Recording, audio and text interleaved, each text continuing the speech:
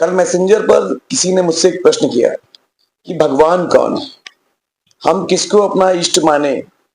हमारे सनातन में तो कई भगवान बताए गए, पर आखिर रियल में भगवान कौन है। देखिए,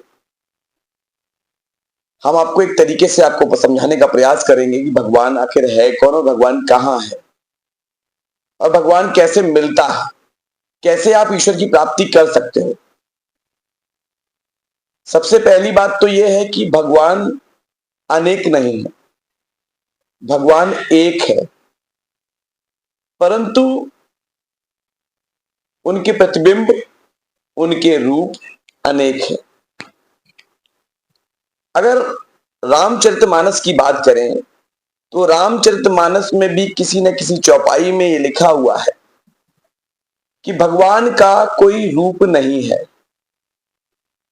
ना ही उसका सर है, ना पांव है, न चलता है, न फिरता है, न बोलता है। देखिए, रामचरितमानस हमारे तुलसीदास जी ने लिखी, रामायण हमारी वाल्मीकि ने लिखी, इसी तरीके से गीता भी किसी न किसी ऋषि मुनि द्वारा और अन्य अन्य ग्रंथ, अन्य अन्य पुराण किसी न किसी के द्वारा लिखे गए। परंतु वेद की बात करें तो वेदों को भगवान की श्वास कहा गया है और वेद में लिखा है अजानतम महिमांत वेदम। वेद भी जिसकी महिमा नहीं जान पाए वही भगवान है। अब भगवान वही है जिसकी महिमा वेद भी नहीं जान पाए और रामायण की चौपाई कहती है ते ही जाने जिन देहु जनाई और जान ही तुम्ही हो जाई। वही भगवान को जान सकता है जिसे स्वयं भगवान ने जना दिया। जिस दिन भगवान ने उसे जना दिया कि मैं भगवान हूं और मुझे आप प्राप्त कर सकते हो, तो फिर वो भगवान का हो गया कि भगवान ने उसे बताया कि भगवान कौन है। लेकिन भगवान की महिमा स्वयं वेद भी नहीं जान पाए।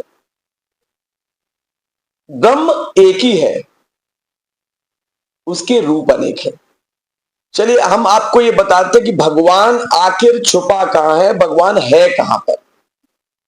एक उदाहरण के तौर पर हम आपको बताएं, अगर आपका बेटा साइंटिस्ट होता, वैज्ञानिक होता और किसी प्रोजेक्ट को बनाता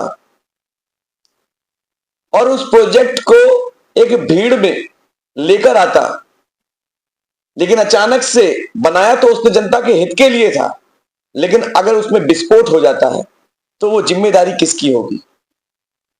जिम्मेदारी तो बनाने वाले की होगी ना। पुलिस किसको पकड़ेगी? दोषी तो वही हुआ जिसने बनाया, तो पुलिस उसको पकड़ेगी, ढूंढेगी। इसी तरीके से भगवान ने भी इस सृष्टि की रचना की थी। ये एक उदाहरण है, उदाहरण के तौर पर लीजिएगा, मैं लास्ट में इसको पूरा सुनिएगा तो आपको पता लगेगा कि आखिर इस सब्जेक्ट के पीछे क्या राज है। भगवान ने भी सृष्टि की रचना की थी और ज्यादा से ज्यादा 10 से 15 या 20 प्राणी, जिसमें प्राणी में आप किसी भी प्रकार के जीव जंतु से लेकर कुछ भी चीजें ले सकते हैं, मनुष्य को भी ले सकते हैं, तो 10-20 प्राणी इस धरती पर छोड़ दिए थे, लेकिन बुद्धि नहीं दी थी। बुद्धि को छोड़कर बाकी पूरा शरीर भगवान ने दिया हुआ। बुद्धि कैसे बढ़ेगी? जिस जगह पर आप जन्मोगे और उसी जगह पर आपको उसी हिसाब से चल पाएंगे। जैसे कि कुछ मुस्लिम धर्म में जन्मा तो उसने उर्दू बोलना सीख लिया, कोई विदेश में, कई हमारे देश हैं जहां पर इंग्लिश